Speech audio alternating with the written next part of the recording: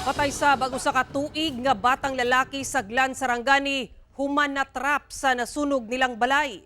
Dugang detalye sa report ni Jess Tony Humamil.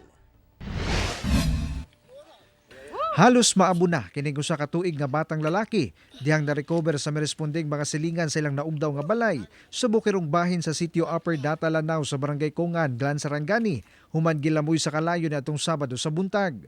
Sa investigasyon sa otoridad, base sa saysay sa mga residente sa lugar, alas 9 sa buntag diyang kalit nga miulbo ang sunog sa mong balay nga iya sa magtiayon nga sila si Johnny Jamuda ug Jasami Jamuda.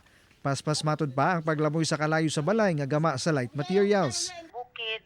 So lagi jud pud ng silingan sir. Sa pag-abot gani dito sa katong una jud na nakakita sir, wala na ugdaw na jud ang balay.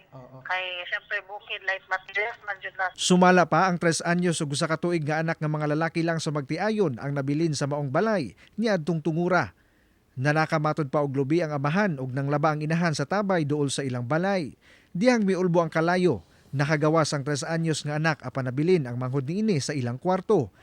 Gani, dili pa madawat sa pamilya ang hitabo. Pagkakana ko diyan sa balay sir nga pa siya pero pagkatalikudan ako pagkalasutod na nilakaw siya kay maglaba. Matod sa kabumbirohan, wala sila makadali-dali og responde sa lugar. Sanglit ulahi na kini na report kanila gumikan kay walay signal sa lugar ug hilit kini. Sumala pa nahibaw-an na lang kini pinaagi sa post sa social media so sa residente nga minaog pa aron makapost.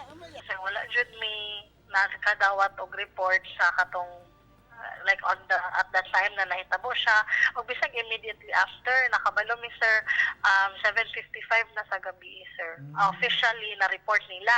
Nanawagan karon og hinabang ang pamilya sanglit nahimo sab silang biktima sa linog niadtong November 2023 ug nalakip matod pa og kasunog ang financial assistance nga ilang nadawat. Nga sila katabangon ta o kanang mga kuan sa balay para kay mo ang kuan nga maghimo ko nga balay kapuya.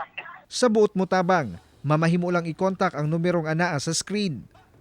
Nagpadayon ng investigasyon sa otoridad sa hinungdan sa sunog.